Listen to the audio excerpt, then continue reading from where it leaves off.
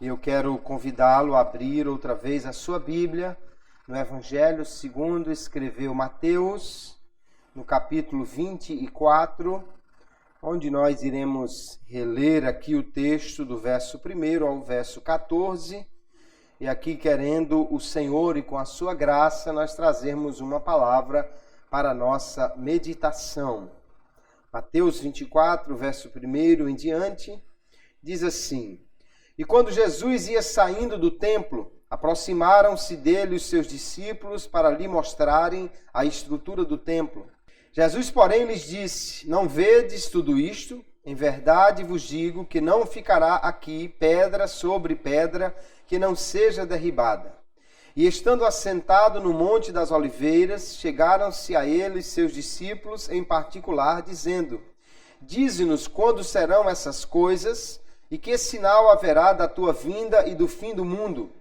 E Jesus respondendo disse-lhes: Acautelai-vos, que ninguém vos engane, porque muitos virão em meu nome, dizendo: Eu sou o Cristo, e enganarão a muitos.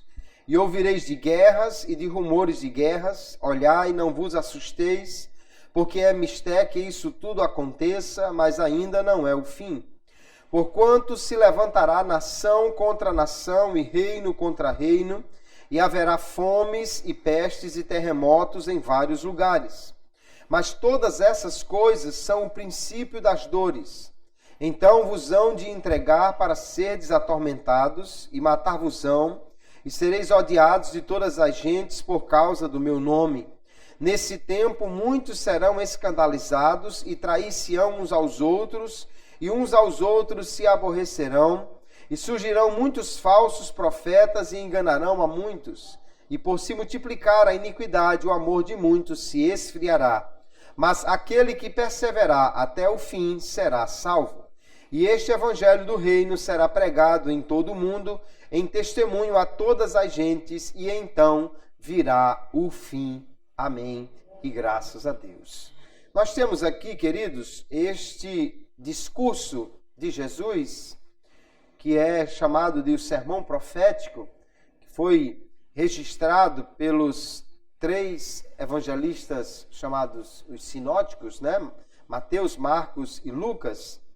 E segundo Mateus conta aqui, Jesus estava saindo do templo, constantemente Jesus ia ao templo, ali ele tinha contato com as pessoas, curava, ensinava. E numa destas ocasiões, os discípulos estavam ali muito maravilhados com aquela estrutura. O templo de Herodes era realmente um templo extraordinário, todo revestido de mármore branco e ouro. Ele brilhava de longe, chamava muito a atenção, ele era muito grande. E certamente os discípulos de Jesus, que eram galileus, vinham de uma região pequena no interior do país, né? E não estavam acostumados com tanta suntuosidade, estavam admirando aquele templo e dizendo que era muito bonito, mostrando a Jesus a sua estrutura. Só o que eles não sabiam é que aquele seria o último dia, era a última vez que Jesus ia no templo. Era a última vez que Jesus iria passar ali. Porque dali ele seguiu para, após o sermão profético, né? Já a última semana dele com os seus discípulos, quando seguiria para a cruz. Jesus então estava se despedindo do templo. Aquele templo não tinha mais nenhuma glória real se não tivesse a presença de Deus, a presença de Cristo ali, né? Estava prometido que a glória da segunda casa seria maior do que a primeira. E a maior glória que a segunda casa teve foi de ver Deus caminhando no seu pavimento. De ver Cristo, Deus encarnado, caminhando ali. Jesus não iria mais nenhuma vez ao templo. E ele ainda vai e reúne os discípulos e diz: olha, não ficará aqui pedra sobre pedra que não seja derrubada. cerca de 40 anos depois, essa profecia se cumpriu totalmente. Os romanos invadiram Jerusalém e arrancaram até as pedras dos alicerces do templo. Não ficou nenhuma pedra daquele templo. Tudo que resta hoje é uma parte do muro exterior, não do templo, do muro exterior, que é hoje chamado de Muro das Lamentações. Então os discípulos vão perguntar a Jesus, e 4 deles, né, segundo Marcos, é aquele trio que sempre estava junto de Jesus, né, e mais André. Então Pedro, Tiago, João e André chegam para Jesus e perguntam então, olha, quando é que esses sinais irão acontecer? Da tua vinda e do fim do mundo. Eram 2 coisas distintas. Eles pensavam que talvez tudo ocorresse ao mesmo tempo. Mas Jesus realmente vai fazer distinção entre o que são sinais da sua vinda e o que é o fim do mundo. Mas ali fica uma mensagem para aqueles discípulos e também para nós nesta noite, que vamos estudá-la sobre o tema perseverar até o fim. Nós vamos ver que muitas coisas irão acontecer ou já têm acontecido na história da igreja e na história de cada um de nós. Mas nós precisamos perseverar até o fim para poder receber tudo aquilo que Deus tem preparado para nós. Se vamos falar de perseverar, precisamos entender na definição bíblica o que é perseverança. Perseverança é a capacidade de aguentar ou de manter-se firme mesmo diante de dificuldades. Perseverar é aquele espírito que alguém tem que pode suportar aflições, suportar coisas contrárias, manter-se firme, não apenas com resignação ou por teimosia, mas com esperança. Perseverança na Bíblia está ligada à esperança de quem tem confiança em Deus, está ligada, portanto, também à fé. E nós vamos ver que esta qualidade da perseverança é algo que é requerido daqueles que querem agradar a Deus, daqueles que querem alcançar a salvação. Jesus, no verso 13, aqui vai dizer, aquele que perseverar até o fim será salvo. Lucas, tratando do mesmo assunto, no capítulo 21, no verso 19, ele diz, pela vossa perseverança ganhareis as vossas almas. É a mesma ideia que Mateus e Marcos vão preservar nesta fala do Senhor Jesus. Aquele que quiser agradar a Deus e que quiser estar firme nesta caminhada, precisa então perseverar até o fim. Romanos capítulo 2 e o verso 6, o apóstolo Paulo escreve dizendo que Deus retribuirá a cada um segundo o seu procedimento. Vida eterna aos que, perseverando em fazer o bem, procuram glória e honra e incorruptibilidade. E a ira para aqueles que perseveram em fazer o mal ou em desobedecer. Então, os que perseveram realmente receberão de Deus a recompensa, o galardão. Nós vamos ver então que Jesus, aqui respondendo aos seus discípulos, ele vai falar de uma série de coisas que o cristão precisa ter cuidado, para que nada o faça desistir da sua fé, enquanto nós aguardamos a volta de Jesus. Jesus falou dos sinais que antecederiam a sua volta, mas falou também da necessidade de nós não permitirmos que as coisas que aconteceriam ou que acontecem na nossa vida nos tirem do caminho da fé, nos façam desistir da caminhada cristã. A primeira coisa que Jesus disse que aconteceria, e ele já vai dizendo, cuidado que ninguém vos engane, no verso 4, é porque ele diz que haverão falsos profetas que irão enganar a muita gente. Enganar de uma forma tão severa que ele mais adiante vai dizer que, se fosse possível, enganariam até os escolhidos. Muitos falsos cristos alguém que surgiria dizendo que era enviado de Deus, que era o próprio Cristo, né? A palavra Cristo ou Messias significa o ungido, o enviado de Deus. Aqui nós vemos que Jesus disse que muitos viriam em seu nome, dizendo: eu sou o Cristo. Alguém não somente como profeta de Deus, mas até dizendo ser o próprio Cristo. E nós vamos ver que naquele tempo e depois, muitos falsos messias ou falsos cristos têm aparecido.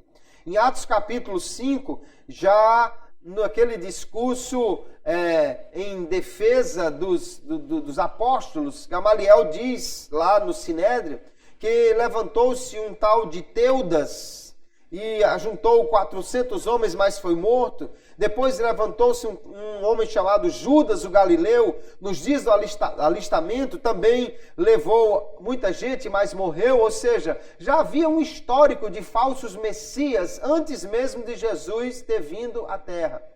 Mas depois, muitos falsos profetas têm se levantado. Gente dizendo que é o Cristo, ou gente dizendo que é o sucessor de Cristo. Alguns dizem que Cristo falhou e ele veio para cumprir a missão. Ou nós vemos também muitas pessoas que se dizem representantes de Cristo, mas que infelizmente eles estão muito mais para enganadores do que para representantes de Jesus. João e Paulo e Pedro, os apóstolos, já alertaram a igreja acerca disso. Primeira epístola de João, capítulo 4, no verso 1, ele já diz assim: amados, não creiais a todo o Espírito, mas provai se os Espíritos são de Deus, porque já muitos falsos profetas se têm levantado no mundo.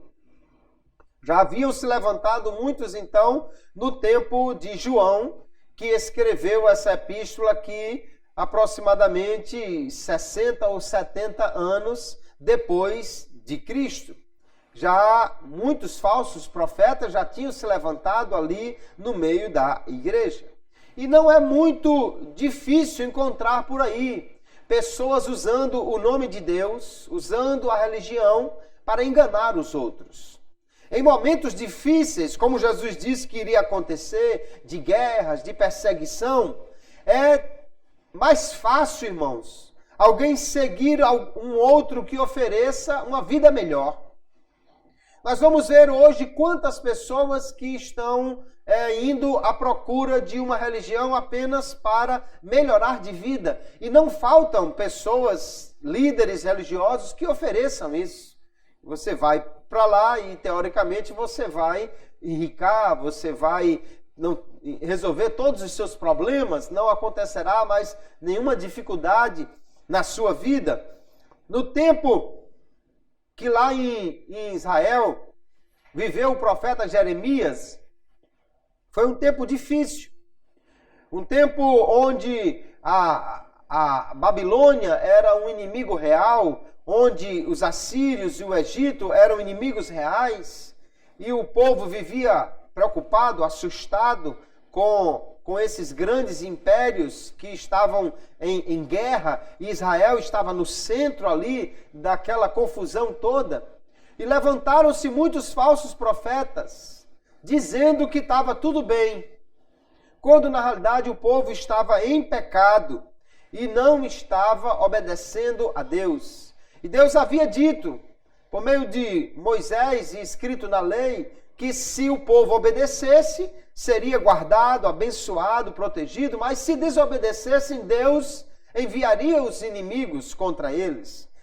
No capítulo 14, verso 13 do profeta Jeremias, ele ora a Deus dizendo: Ah, Senhor Jeová, eis que os profetas lhes dizem, não vereis espada e não tereis fome, antes os darei paz verdadeira neste lugar. E disse-me o Senhor, os profetas profetizam falsamente em meu nome. Nunca os enviei, nem lhes dei ordem, nem lhes falei. Visão falsa e adivinhação e vaidade e o engano do seu coração são o que eles vos profetizam. Veja que naquela época existia aí falsos profetas fazendo promessas falsas que garantiam bênçãos, prosperidade quando na realidade o povo estava em pecado. Eu creio num Deus que abençoa, eu creio num Deus que supre as necessidades perfeitamente, creio num Deus que é dono do ouro e da prata, mas creio num Deus que também na sua palavra nos chama a uma transformação de vida, a vivermos em comunhão com Ele, a vivermos de forma a agradar a Ele. Deus não vai simplesmente dar alguma coisa a alguém sem que este alguém tenha o melhor de Deus, que é a comunhão com Ele, que é a nova vida que Ele pode dar. Ora, Jesus disse, vocês sendo maus sabeis dar boas coisas aos vossos filhos, quanto mais o Pai Celestial. Imagine alguém que já está com um casamento quase desfeito e vai numa igreja pedindo que Deus lhe dê dinheiro. Se Deus dá dinheiro, ele larga a mulher e arruma outra mais nova. Alguém que já é muito orgulhoso e vai numa igreja pedindo que Deus lhe faça prosperar, lhe dê um emprego muito bom. Ora, se ele já é orgulhoso ganhando pouco, imagine se ele tiver um emprego muito bom. Então Deus não tem compromisso apenas em abençoar com bênçãos materiais. Mas há aqui falsos profetas já anunciando isso. E ainda hoje, infelizmente, existem muitas pessoas que se deixam enganar por falsas ofertas, falsas promessas. Jesus disse, no entanto, tenha cuidado, não deixe que ninguém vos engane, porque virão muitos falsos cristos, muitos falsos profetas. Numa época de perseguição, de dificuldade, era fácil seguir qualquer um que oferecesse uma bênção. Mas Jesus disse que nós precisamos ter cuidado. Como é que nós podemos evitar esses falsos ensinos? Perseverando em conhecer a palavra de Deus. Porque a palavra de Deus, irmãos, é o guia fiel para o crente. A palavra de Deus é a bússola que orienta o crente em qualquer situação da vida. Nós vamos encontrar lá em Efésios capítulo 4, o apóstolo Paulo dizendo que Deus levantou os ministérios, né? Ele mesmo deu uns para apóstolos, outros para evangelistas, profetas, outros para pastores e mestres, querendo o aperfeiçoamento dos santos. E ele diz depois, para que não sejam levados por qualquer vento de doutrina. Ainda 2 Timóteo capítulo 4, verso 3, ele recomenda àquele pastor, pregues a palavra, instes a tempo e fora de tempo, redarguas, repreendas, exortes com toda a longanimidade e doutrina. Porque virá tempo em que não sofrerão a sã doutrina, mas tendo comichão nos ouvidos, amontoarão para si doutores conforme as suas próprias concupiscências. Paulo já estava alertando que se deveria pregar a genuína palavra de Deus, porque ele diz, haverá um tempo que as pessoas só quererão ouvir mestres que lhes ensinem conforme os seus desejos, conforme as suas concupiscências. Hoje, há muitas pessoas querendo ir aqui ou ali apenas para ouvir o que lhe agrade, apenas para ouvir uma palavra que lhe faça bater palmas. Mas a palavra de Deus, genuinamente pregada, um dia ela nos fará sorrir, porque ela nos dá esperança. Outro dia ela nos fará chorar, porque ela também exige de nós conserto, estarmos, em comunhão com Deus. Então, o primeiro grande problema aqui que poderia fazer alguém não perseverar na sua fé era o engano dos falsos mestres ou profetas. Jesus disse, cuidado com isso. Mas ele ainda vai falar no verso 6, ouvireis de guerras e de rumores de guerras. Olhai, não vos assusteis, porque é mister que isto tudo aconteça. Ele alerta então sobre o surgimento de guerras. Guerras perto e guerras longe, que alguém só ia ouvir o rumor. Guerras em toda parte, então ele vai dizer que vai acontecer. Mas ele vai dizer, não fique assustado com isso, não entre em pânico, porque essas coisas precisam acontecer. O fato, queridos irmãos, é que Deus mesmo permite que a guerra aconteça, Às vezes para exatamente punir o culpado.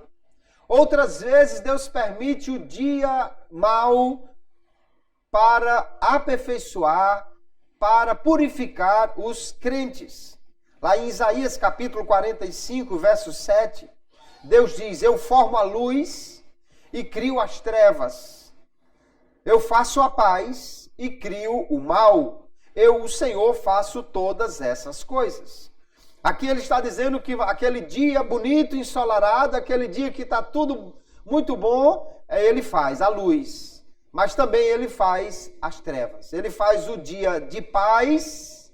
Paz aqui não é apenas a ausência de guerra, mas um bem-estar geral. E ele também faz o mal, o dia mal. Não aqui o mal moral. Deus não é o autor do pecado, mas o mal circunstancial. O dia mau, o dia da tribulação, o dia da perturbação. Deus também diz, é mister que isso aconteça. Porque se nós só tivéssemos dias bons, não desenvolveríamos a perseverança. Se só tivéssemos dias bons, não aprenderíamos a enfrentar os dias maus. Se a gente só tivesse o vento empurrando nas costas, a gente não aprenderia a enfrentar o vento quando ele viesse contra nós. Então o dia mau, o dia da guerra, o dia da violência, ele existe, ele existirá. Esses sinais e a sua ocorrência frequente, porque desde que Jesus falou essas palavras, nunca parou de existir guerra. Teve guerra naquele tempo, e depois, e ainda hoje há guerra em vários lugares no mundo. Se nós não temos uma guerra de outro país invadindo o nosso aqui no Brasil, mas nós temos a guerra urbana, de policiais contra bandidos. Ou parece que só bandidos contra muita gente. Eu sei que há uma guerra. E vez por outra, aliás, todos os dias nós temos baixas nessa guerra. Pessoas comuns que estão caminhando numa rua e de repente são atingidos por uma bala, são envolvidos num tiroteio. A violência está à nossa porta. Estes sinais, queridos, é para nos lembrar que nós precisamos estar preparados para a nossa partida. Nós não sabemos quando nós iremos partir daqui. Pode ser a qualquer momento. Porque pode ser que Jesus volte agora e nós subimos. E pode ser que qualquer pessoa seja alcançado pela violência, pela guerra e vá antes dos outros. Então, quando vemos essas coisas, Jesus disse, não fique assustado, não entre em pânico, mas esteja preparado para partir a qualquer instante. Só que Jesus disse, isso ainda não é o fim. Então não adianta ficar contando quantas guerras já teve, se estão aumentando ou diminuindo, para tentar acertar o dia da volta de Jesus. Jesus disse, não, isso não é o fim ainda. Não serve para determinar a volta de Jesus. Nós precisamos estar tranquilos. A violência está aí. A guerra existe. Existe em países de uma forma muito mais violenta. No nosso país também temos aí a guerra urbana. Deus sabe o porquê de permitir essa violência. Deus sabe o porquê. Nós, no entanto, não devemos viver com medo e nem duvidar de que Deus esteja no controle, apesar de repente, a violência pode poder bater a nossa própria porta. Mas nós precisamos estar prontos a qualquer instante para encontrar com o Senhor. Jesus disse, não fique assustado com isso. Alguém de repente podia ver a guerra chegar e até duvidar de Deus, duvidar que ele estivesse no controle, porque quando as pessoas veem o mal acontecendo, questionam se Deus está realmente no controle. Mas Jesus disse, isso precisa acontecer, porque há um propósito também para o dia mau, e nós vamos ver adiante algumas coisas. Além do horror da guerra, que pode assustar alguém e afastá-lo dessa certeza, dessa confiança em Deus, Jesus vai falar ainda no verso 7 das desordens naturais. Ele diz: haverá fomes, pestes e terremotos em vários lugares. Aí, Lucas, no capítulo 21, nesse mesmo texto, diz: e haverá em vários lugares grandes terremotos e fomes e pestilências. Haverá também coisas espantosas, grandes sinais do céu. Essas coisas aconteceram e ainda estão acontecendo. Todos os dias nós ouvimos falar de terremotos, ou de fome, ou de peste em vários lugares. Novas doenças têm surgido, novos vírus, superbactérias, que deixam os homens realmente apavorados. Essas coisas estão acontecendo, já aconteceram, mas Jesus disse: isso é o princípio das dores. Quando ele diz aqui o princípio das dores, Jesus está usando a figura como de uma mulher grávida que está para dar à luz, mas ele está dizendo: a contração só começou agora. O menino não vai nascer de imediato, não. Isso ainda demora. As irmãs que já tiveram filhos aqui sabem bem o que isso significa, né? Lembro bem que Dione, minha esposa, do primeiro filho, ainda assim no início da noite, começou a sentir umas contrações e tal. Eita, pega tudo, corre para o hospital. Corremos para o hospital, mas só para passar a noite lá, porque o menino só veio nascer no outro dia, de manhã, e ela ficou a noite toda ali. Então é isso que Jesus está dizendo: tenha calma. Agora que as dores começaram, não vai nascer o menino assim de repente, não. Ou seja, as guerras, as fomes, os terremotos, as pestes, tudo isso são sinais que mostram que Jesus está voltando. Mas a simples ocorrência deles não quer dizer que ele vai voltar de imediato. Ou seja, alguém na primeira guerra, na primeira peste que aconteceu lá depois que Jesus avisou, já podia dizer: não, Jesus está voltando de imediato. Não, ainda vai demorar um pouco para o menino nascer, não é o fim, mas isso também é para nós estarmos atentos, preparados, né? Lá no Apocalipse, no capítulo 6, há uma representação dessas coisas que acontecem e que acontecerão em intensidade maior quando a vinda de Jesus estiver acontecendo, que lá é retratado os chamados cavaleiros do Apocalipse, né? Capítulo 6 de Apocalipse vai falar sobre um cavalo vermelho, que é a guerra, que tinha uma espada, o seu cavaleiro. Depois ele fala de um cavalo, alguém num cavalo preto, que tinha uma balança na mão e fazia com que o preço da comida subisse, né? É o que tem o poder da fome. Uma medida de trigo seria vendido por o dinheiro do trabalho de um dia. Ou seja, o camarada ia trabalhar só para fazer um pãozinho para ele mesmo comer. E ainda vem um outro animal, que é um cavalo amarelo ou pálido, que é o que se chama a morte, que vem montado sobre ele e diz que o inferno o seguia.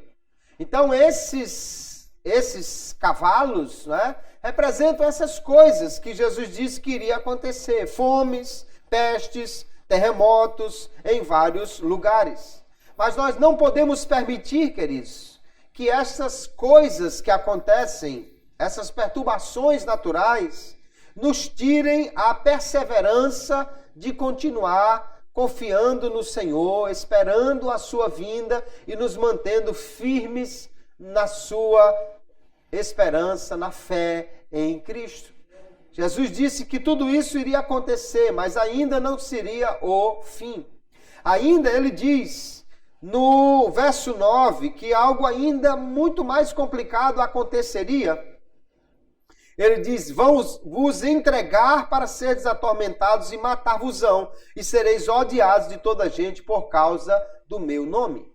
Jesus alerta então sobre a perseguição aos cristãos, que eles seriam atormentados, que eles seriam odiados por causa do nome de Jesus, ou seja, por serem cristãos.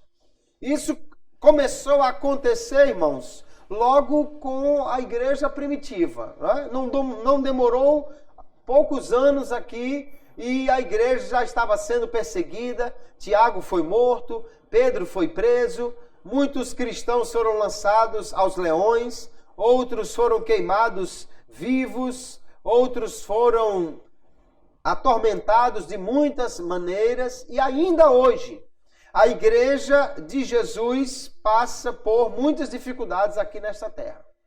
Há países como a Coreia do Norte ou os países que têm a fé islâmica que são grandes perseguidores do evangelho.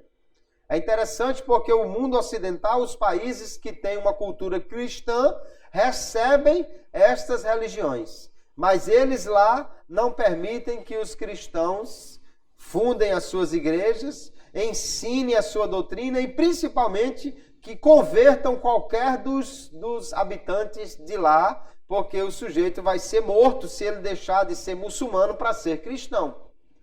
Mas os cristãos, pelo menos os nominais que viram muçulmanos, ninguém vai matá-los por causa disso. O fato é que há uma grande perseguição. Países como a Eritreia, muitos países que até hoje estão aí matando cristãos. Embora que a mídia não denuncia, não aparece isso. Se alguém fizer qualquer agressão a um sujeito por causa do seu gênero, da sua condição de sexualidade, um Deus nos acuda, aparece em todos os jornais. Cristãos estão sendo queimados vivos em países por aí, crucificados, e a imprensa não está nem um pouco preocupada com isso. Mas é exatamente o que Jesus disse: vocês serão odiados por causa do meu nome. Jesus disse que até ia ter gente que dizia que estava fazendo um favor a Deus se estivesse perseguindo um cristão. Paulo, o apóstolo, antes de se converter, era um dos tais, que achava que estava servindo a Deus jogando cristãos na prisão. Porém, Jesus já havia prometido, queridos irmãos, que haveria um grande galardão àqueles que, mesmo debaixo de perseguição, perseverassem na fé. Mateus capítulo 5, verso 11, ele diz: bem-aventurados sois vós, quando vos injuriarem e perseguirem, e mentindo disserem todo o mal contra vós por minha causa. Exultai e alegrai-vos, porque é grande o vosso galardão nos céus, porque assim perseguiram os profetas que foram antes de vós. Jesus disse que nós deveríamos nos alegrar. De fato, queridos irmãos, por que é que o cristão deve estar alegre por ser perseguido? Por que é que alguém está indo contra ele? Porque está sendo tentado? É porque se isso acontece, irmãos, então quer dizer que nós realmente estamos incomodando o mundo ou vivendo uma fé que eles não aceitam. O perigoso não é quando o mundo nos persegue ou nos rejeita. O perigoso é se todo mundo começar a lhe aplaudir. Porque se todo mundo começar a dizer que você é gente boa, talvez a sua fé, a proclamação da sua fé não esteja fazendo efeito porque não está incomodando ninguém. Não é que o cristão queira incomodar, mas é que quando você diz que só Jesus salva, as outras religiões se sentem incomodadas porque acham que eles também têm um caminho para Deus ou para o céu. Um dia eu estava ouvindo um programa no rádio e alguém ligou e o apresentador do programa atendeu e a pessoa do outro lado perguntou o que ele fazia para se livrar de tentações, de perseguições que estavam lhe acontecendo. E aquele apresentador do programa disse: olha, faça um jejum de 3 dias que você vai se livrar disso. E eu pensei comigo, não vai dar certo. Jesus fez um de 40, ainda foi tentado no final. Só 3 não vai dar certo. Talvez de 120 dias desse certo, mas não dá. É que nós nunca vamos nos livrar, queridos, de perseguição, de tentação. Porque se isso acontecer, ou é porque nós fomos já para a glória, ou porque nós estamos muito amiguinhos do mundo. Nós estamos muito aceitos pelas pessoas, muito populares. E o Evangelho não é nada disso. Porque quando você diz a alguém que ele precisa se arrepender dos seus pecados e aceitar a Jesus, e só Jesus pode levá-lo para o céu, as pessoas se sentem incomodadas. Quando você diz que nenhum outro pode oferecer salvação e que não há ninguém que possa interceder pelo homem senão Jesus, as pessoas se sentem incomodadas. Mas é isso que nos garante a palavra de Deus e por isso nós somos perseguidos. A igreja de Cristo ainda hoje é perseguida de muitas formas.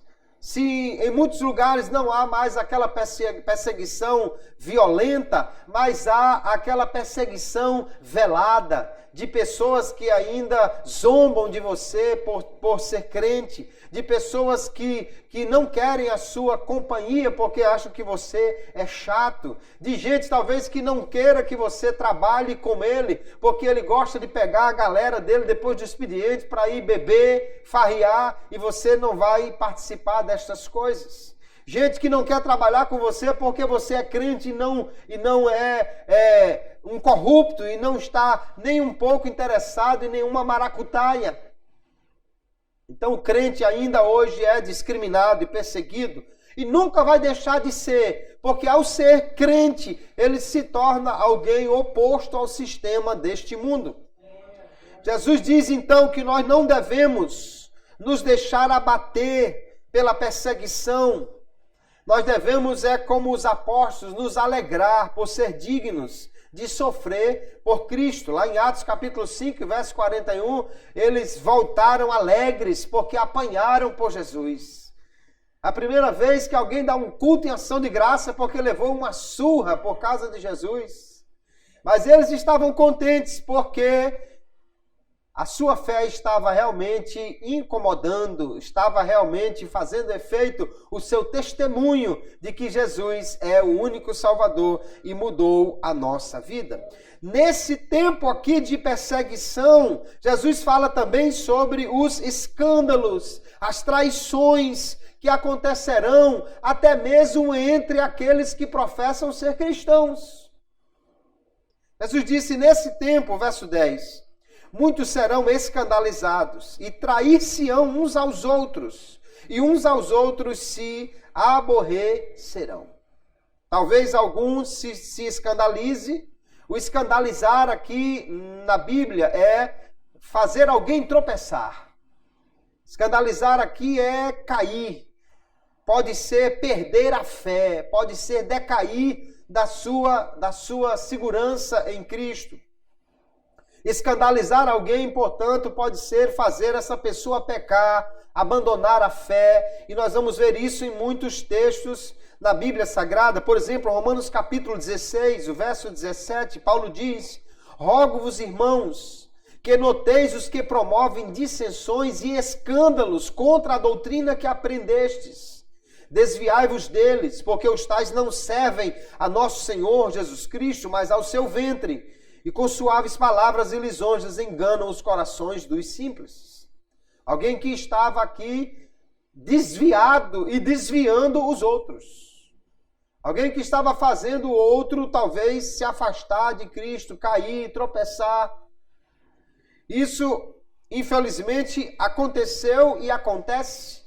Não são poucas as ocasiões que nós vemos aí alguém escandalizar o Evangelho. Pessoas que estavam, de repente, como líderes, ou pessoas que estavam como pregadores famosos, e de repente há um escândalo. Por causa desse escândalo, ou seja, de uma notícia bombástica e que até traz um mau testemunho à fé, pessoas mais simples acabam, às vezes, se afastando.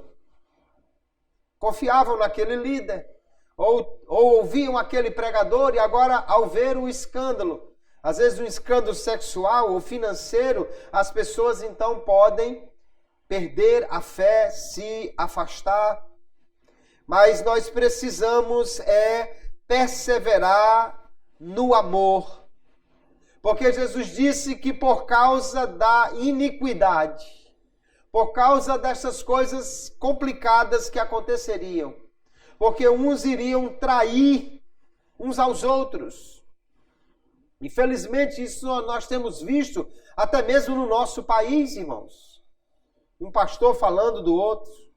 Alguém que saiu de uma igreja e abriu a outra e daqui a pouco está se tornando concorrente ou derrubando o outro.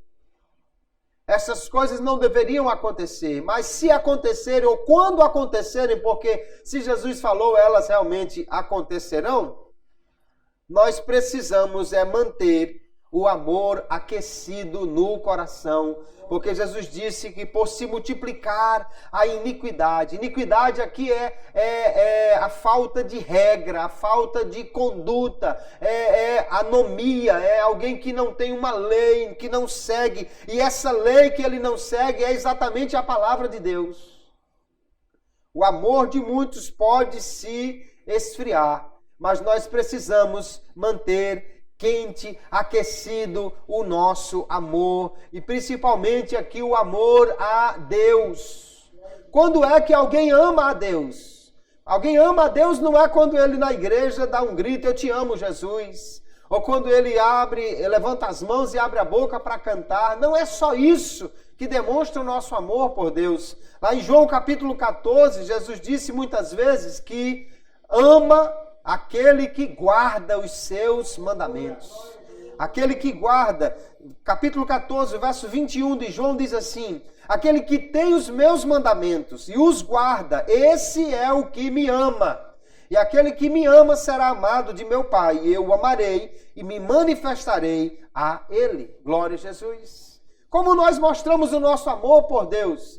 Não é pintando um coração na parede de casa ou botando um adesivo no carro com o nome Deus dentro do coração, Jesus, I love you, ou coisa parecida.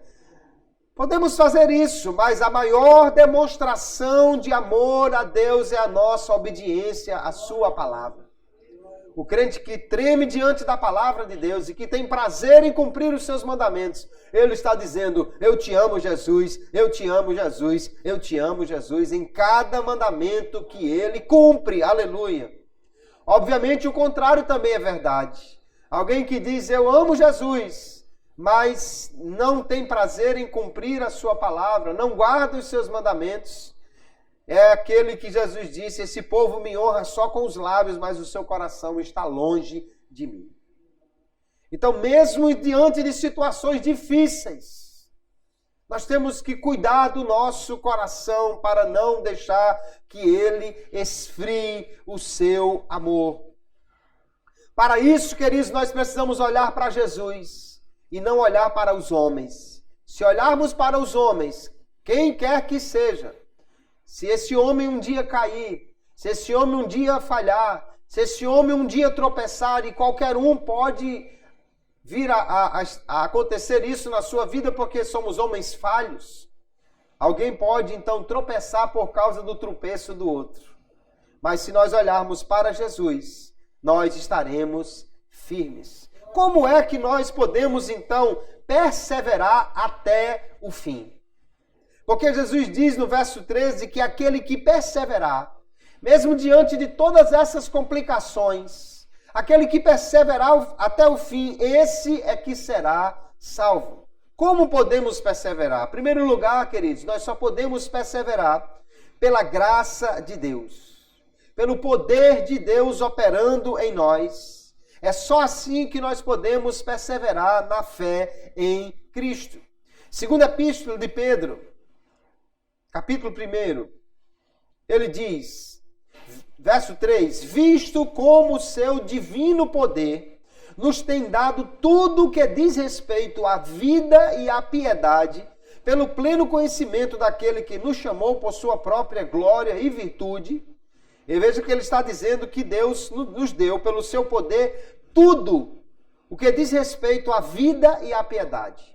Tudo que nós precisamos para viver e para andar diante de Deus, ele já nos deu por seu poder. E ele diz, pelas quais ele nos tem dado as suas preciosas e grandíssimas promessas, para que por elas os torneis participantes da natureza divina, havendo escapado da corrupção que pela concupiscência há no mundo. E ele acrescenta, e por isso mesmo vós, empregando toda a diligência, acrescentai à vossa fé a virtude, e a virtude a ciência o domínio próprio, e ao domínio próprio a perseverança, e a perseverança a piedade. Veja que o poder de Deus já nos deu tudo o que nós precisamos, mas nós também precisamos ser diligentes para ir acrescentando à nossa fé essas coisas necessárias, entre elas a perseverança, a continuar firmes no Senhor. A perseverança, queridos, ela surge na nossa vida também através da tribulação que Deus usa para criar em nós a perseverança. É o que nós dizíamos. Se sempre o vento estiver nas nossas costas, nos empurrando para frente, nós nunca aprenderemos como lidar com o vento contrário. E usando o nosso corpo como uma figura, né? Se você tem sempre o vento lhe dando uma mãozinha, você nunca vai fazer esforço e não vai desenvolver a sua musculatura. Mas quando precisa subir uma ladeira e o vento ainda está empurrando contra, ainda tem um sujeito puxando a barra da saia para trás e um peso nas costas, aí os músculos se desenvolvem. E aí diz Romanos capítulo 5, verso 3. E não somente isso, mas também gloriemo-nos nas tribulações, sabendo que a tribulação produz a perseverança. É exatamente a dificuldade que nos faz desenvolver esta capacidade de permanecer firmes, nos dá músculos espirituais para enfrentar as adversidades e ainda manter firmes a nossa fé. Se nós queremos ter perseverança na vida cristã, não podemos temer os testes de fé ou tentar fugir deles, nós precisamos enfrentá-los. As dificuldades, elas não estão fora do controle de Deus. Jesus disse, olha, acontecerão coisas complicadas, guerras, rumores de guerra, mas não fique assustado. Isso tem que acontecer. Mas Deus ainda está e sempre estará no controle, mesmo das tempestades ou das adversidades que se levantarem contra nós. Mas Ele as usará para seu propósito se cumprir em nossa vida. Nós vemos, queridos, que para perseverar, nós precisamos olhar para Jesus e manter firme nele o nosso olhar, a nossa fé. A vida cristã é uma corrida. E para alcançar a linha de chegada, nós precisamos ter esta perseverança de olhar para Jesus. Hebreus capítulo 12, o verso 1. O escritor da epístola diz, portanto, nós também, pois estamos rodeados de tão grande nuvem de testemunhas, deixemos todo o embaraço e o pecado que tão de perto nos rodeia e corramos com perseverança a carreira que nos está proposta. Nós precisamos fazer isso e ele vai dizer depois como? Olhando para Jesus, autor e consumador ou aperfeiçoador da nossa fé. Nós temos uma nuvem de testemunha. Quem são? Aqueles que já venceram, cuja história ficou registrada na Bíblia para nós. Se eles venceram, é possível vencer. Se Paulo venceu, que enfrentou açoites, que foi apedrejado, que enfrentou naufrágios, que foi mordido de cobra, que foi perseguido, e fugiu da cidade descido dentro de um cesto pela muralha. Se ele venceu e perseverou até o fim, eu e você podemos perseverar também, porque a nossa luta não é maior do que a dele. Temos uma nuvem de testemunha, mas ele diz que nós devemos deixar então o embaraço e o pecado. Por que o embaraço não é pecado? O pecado pode ser embaraço, mas tem coisa que não é pecado, mas é um embaraço. E alguém diz, não, mas isso não tem nada a ver. Mas a pergunta é, ajuda você a correr ou puxa você para trás? Se puxa você para trás, cuidado com o embaraço. Pode não ser pecado, mas pode prejudicar a sua corrida. Ah, não tem nada a ver e tal, tomar só uma cervejinha, isso não vai fazer nada. Pode não ser pecado, mas está ajudando você na sua carreira cristã ou está puxando para trás?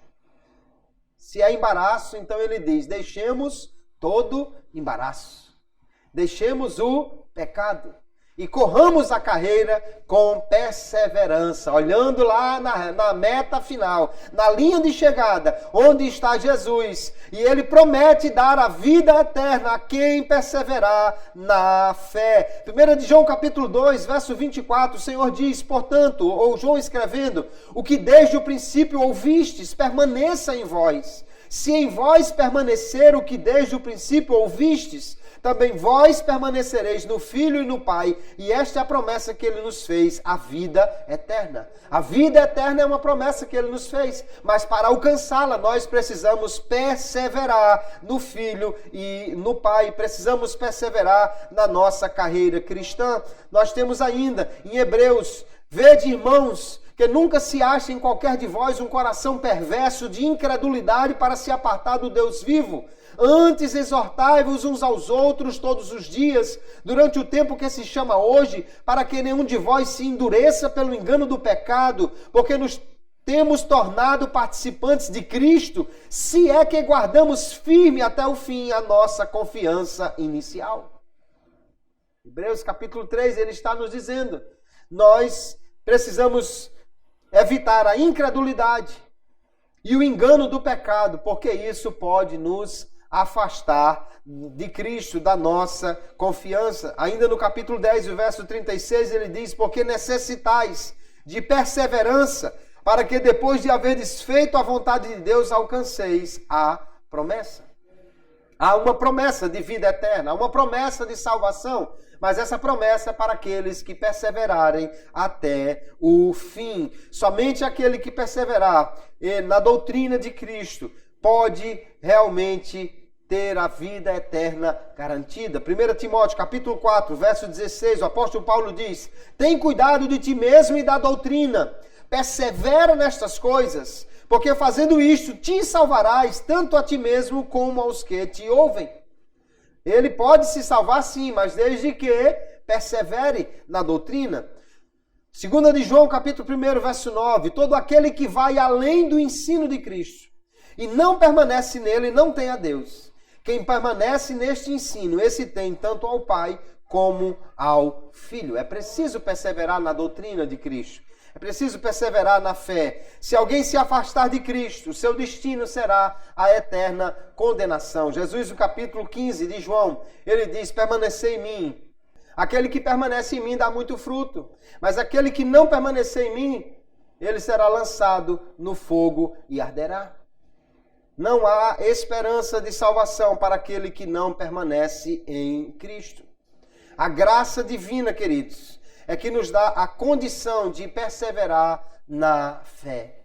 Eu gosto de uma frase de Armínio que ele diz, desta maneira atribuo a graça, o início, a continuidade e a consumação de todo o bem, de tal forma que sem a sua influência, um homem mesmo já estando regenerado, não pode conceber nem fazer bem algum, nem resistir a qualquer tentação do mal sem essa graça emocionante e preventiva que coopera com o homem. A graça divina é que nos faz perseverar. E o poder pelo qual nós perseveramos, cooperando com essa graça, vem da própria graça de Deus. Quanto mais nós nos apropriamos da graça, mais graça recebemos para continuar firmes na fé. Nós precisamos perseverar. Se o crente não perseverar na fé, não poderá se salvar. Armínio diz ainda, no início da fé em Cristo e da conversão a Deus, o fiel se torna um membro vivo de Cristo. Se ele perseverar na fé de Cristo e mantiver uma boa consciência, permanecerá como um membro vivo. Mas se ele se tornar indolente, se não tiver cuidado consigo mesmo, se der lugar ao pecado, ele se torna passo a passo meio morto e prosseguindo desta maneira, por fim, ele morre inteiramente e deixa de ser um membro de Cristo. Então, se alguém não perseverar na fé, não perseverar em Cristo, esse não poderá alcançar aquilo que Deus tem prometido para os crentes, a vida eterna, a salvação. Jesus vai falar aqui de muitos obstáculos à nossa carreira cristã. Haverão problemas de perseguição, de guerra, problemas de escândalos, falsos profetas que vão surgir, muitas coisas que podem complicar a carreira cristã. Mas mesmo diante de tantos obstáculos, o crente pode e deve perseverar na fé em Cristo pela graça de Deus. Se nós nos apegarmos a esta graça, poderemos sim prosseguir até o fim, perseverarmos na fé. O cristão precisa perseverar.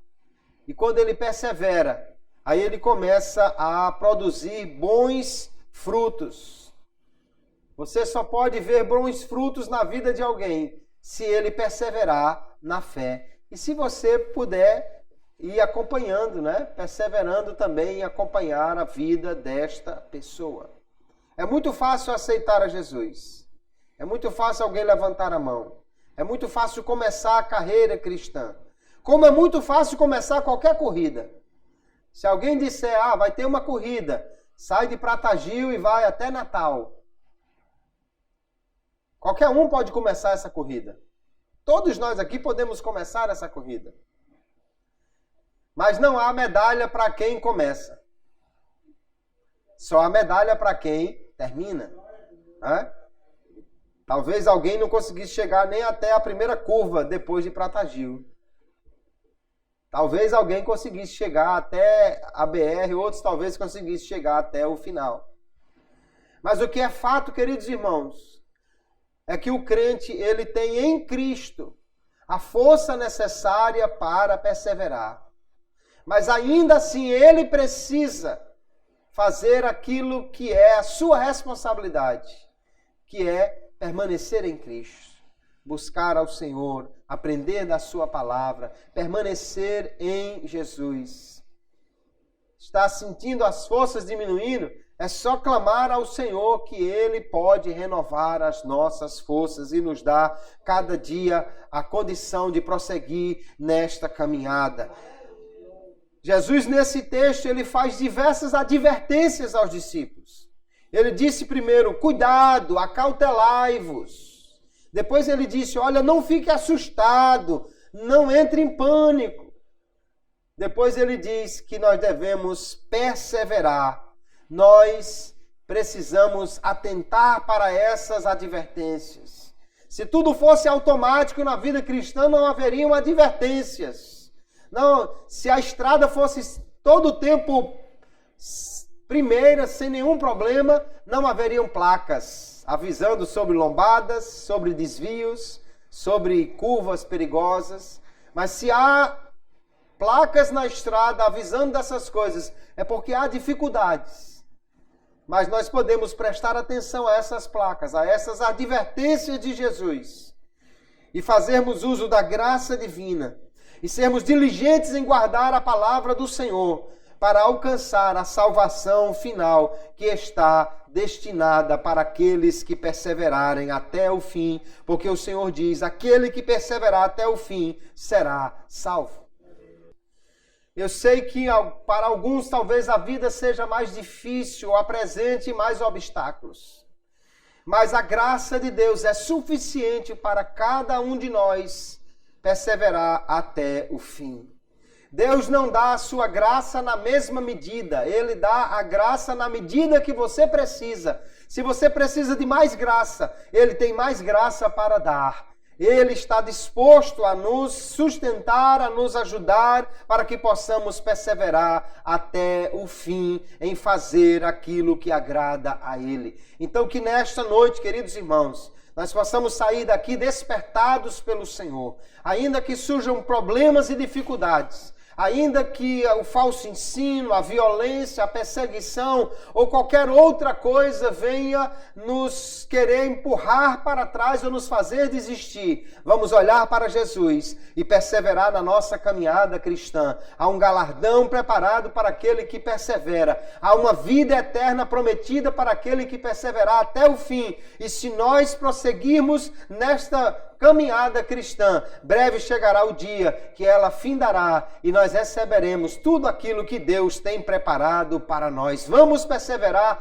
até o fim, manter firme a nossa fé e confiança no Senhor, porque grande é o galardão que Ele tem preparado para aqueles que chegam até a linha de chegada, perseveram até o último instante desta carreira cristã. Não há garantia de premiação para aquele que abandona uma corrida no meio.